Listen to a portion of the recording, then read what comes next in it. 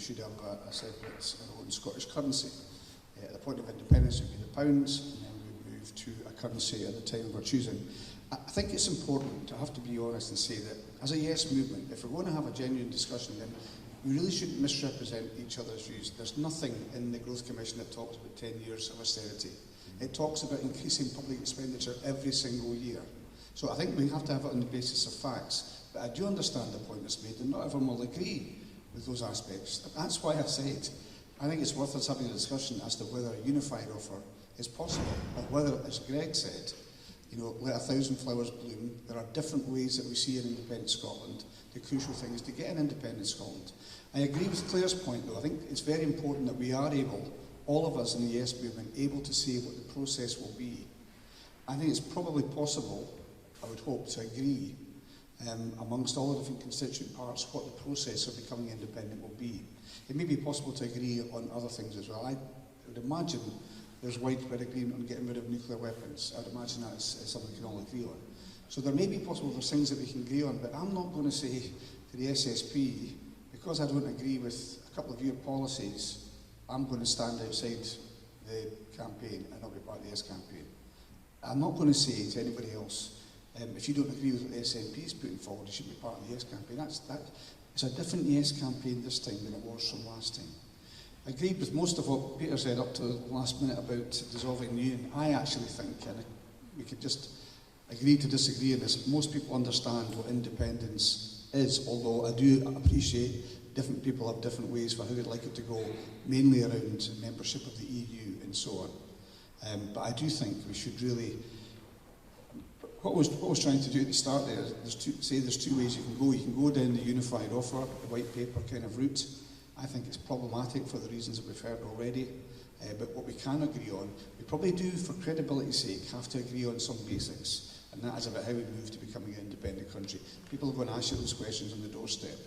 But beyond that, is it really too bad to say, well, I'm in the SNP and I believe we should do this, and somebody else in the Yes campaign says, well, I'm in the Greens and I think we should do this. But it's possible if we have the control of our independence. So I just would warn against dividing.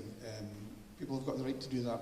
It's not the SNP. I tried to concede the point. The SNP last time was in a position to say, this is the policy here. They involved other parties, but the SNP was the dominant party. You could still say it's the biggest partner, but if it tries to dominate in the same way, people are going to go off in different directions. So that's why I'm saying, let's see what we can agree on, and what we don't agree on, make that your pitch for your independent Scotland. That's the point I was making.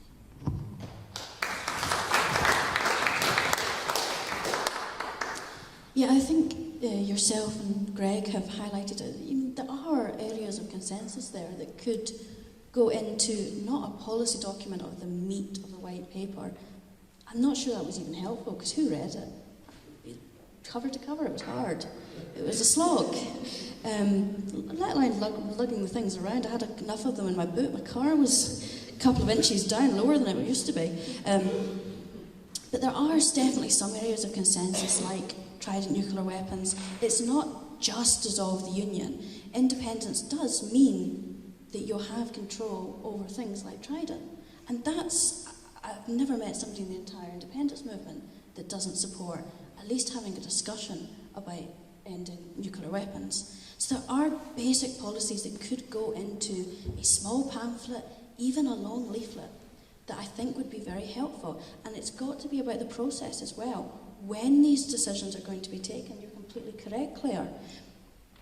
That has to be a certain degree of agreement, because if we're getting 101 different answers on the doors about, well, when are we going to start talking about currency?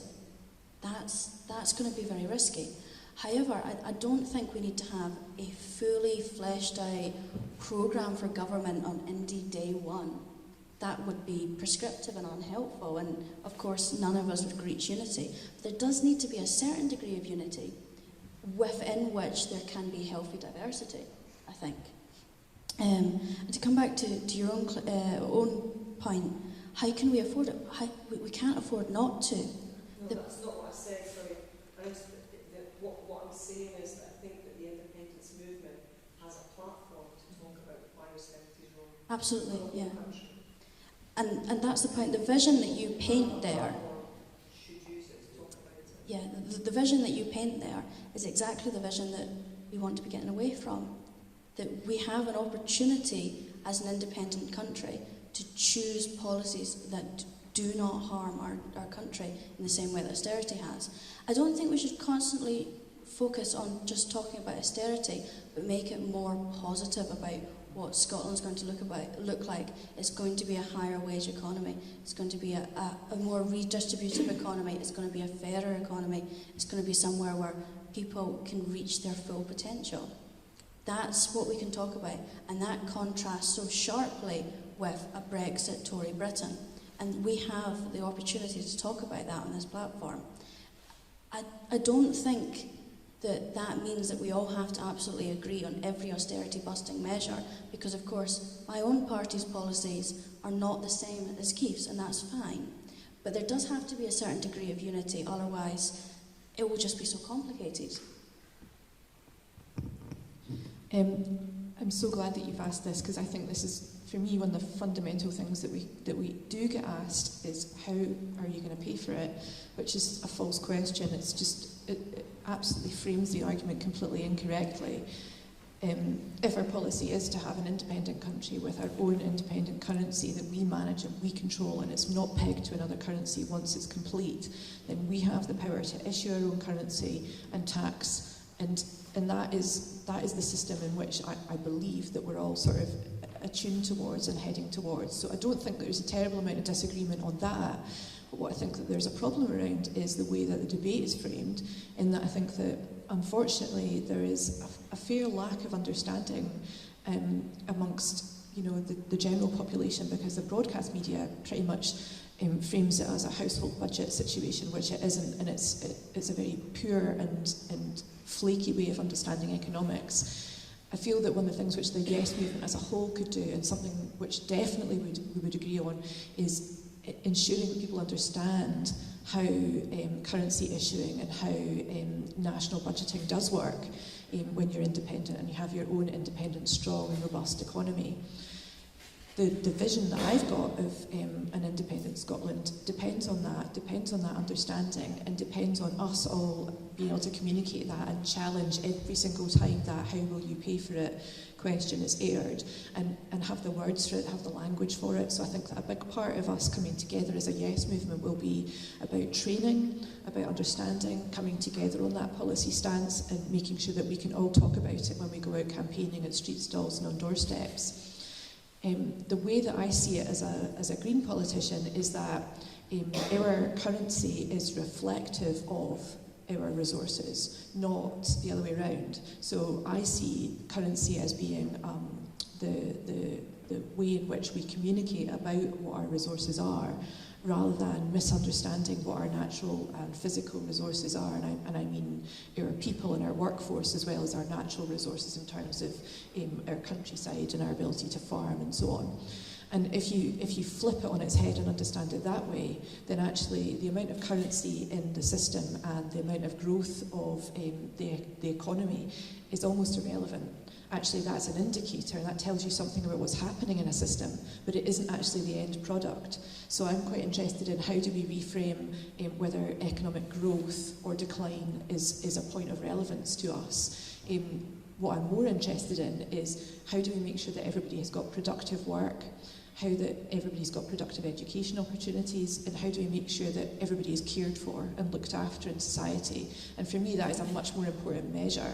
So I think that one of the things which I would like to have a debate around in the Yes movement is, if we're going to talk about these kinds of policies, is come together and have good quality, robust debates that are well informed about how we measure our success. So for me, it's measuring in terms of outcomes, and that is primarily using well-being measures, which would be made up of lots and lots of different component parts, but coming together in a measure of wellness, making sure everybody's looked after, nobody's in poverty, everybody has got their needs met, and then above and beyond that, that's all additionality. So that's my kind of frame for how we look at things. But our own currency is the basic building block for that, and allows us to then achieve all these other things. So I think that actually one of the things which I'm reflecting on the previous questions and then coming on to this one is whether it would be helpful to have some kind of policy conferencing amongst members of the Yes movement and across different parties to kind of,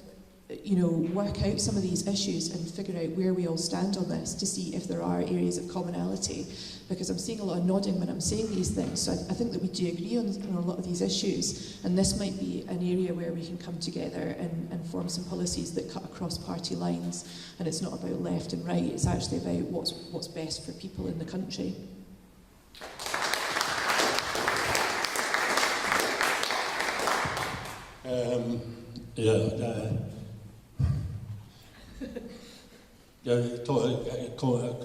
Policy conferencing.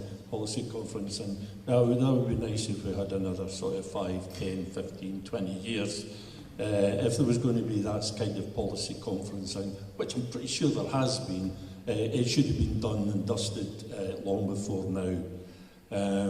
We just don't have time for that. It's a curious phenomenon, actually, and that I've found in a lot of discussions around independence, when people are talking about the referendum, etc. They seem to totally discount the entire concept of time, which is kind of crucial. And the people who are so sneeringly dismissive of the whole dissolve the union thing, yeah, I would love to hear them explain to me how you get independence without dissolving the union. That is actually the essence of it all. All the rest of the conversations that's going on here, all the rest of the discussion, all the stuff about policy and all the rest of it, distill that all down and you come down to one single thing: end the union. That's it. You end the union, Scotland's independent, then you move on to all the other stuff. The question. Some time ago, I got an email from a guy. I'm not going to mention his name because I don't think that would be proper, and I wouldn't want to embarrass him. He's quite well known supporter of the Yes movement, a professor of constitutional law, I believe. Maybe I haven't given him his full time. Anyway, I got an email from him, and he picked up on a line from an article that I'd written. I hadn't thought anything of it at the time, but he picked up on it, and I got this email where he said, yeah, that's one of those lines that I wish I'd written. And the line was that you can't answer a constitutional question with a calculator. It's a constitutional issue, it's not about economics. There is no economic case against independence. Why do we need an economic case for independence? It's not an economic issue, it's a constitutional issue. And talking about the lessons that need to be learned from 2014, well, when I was looking at the 2014 referendum, I didn't look at what the Yes campaign did so much. I decided that a good way of figuring out what's the right way to go about it is to look at the ones who actually won the referendum and see what they did. See the sort of things that were a success for them. And in actual fact, it shouldn't have been called Project Fear. It should have been called Project Doubt, because that's how they won it, doubt. And you create doubt by asking questions. So the first thing they do is move the whole debate onto the grounds of economics. I was interested in the concept of an economics debate on the basis of facts. Oh, that would be a first. There are as many economic facts as there are economists you're prepared to pay to come up with them. It's not an economic debate, it's a constitutional debate. They ask the questions to create doubt. They also ask the questions to divert you from the questions they don't want asked. When your opponents in a political campaign ask a question, your first response should not be to try and come up with an answer to that question. Your first response should be to ask, why are they asking that question? You figure out why they are asking that question, and you will come up with the right response, the effective response. And the most effective response, the most correct response, the most pointed, accurate response to the what currency question is, who cares? What does it matter? It's of no consequence. That's the wrong question. The question they were trying to avoid is Scotland capable of managing its monetary policy? They didn't want that question asked. So they asked what currency, because they knew that that would cause massive arguments. Everybody would be spending weeks and months. They're still bloody doing it. Still arguing about what currency, something that's of absolutely no consequence. Does anybody actually think that an independent Scotland, a modern Western democracy with a strong mixed economy, does anybody seriously believe that the day after independence we're not going to have a functioning currency? It's a nonsense. It's a total nonsense. That's just one of the mistakes that we made in the 2014 campaign. Allowing them to drag the whole debate onto the grounds of economics and then trying to answer all their questions without wondering why they were asking these questions. It's not better answers that we need, it's better questions.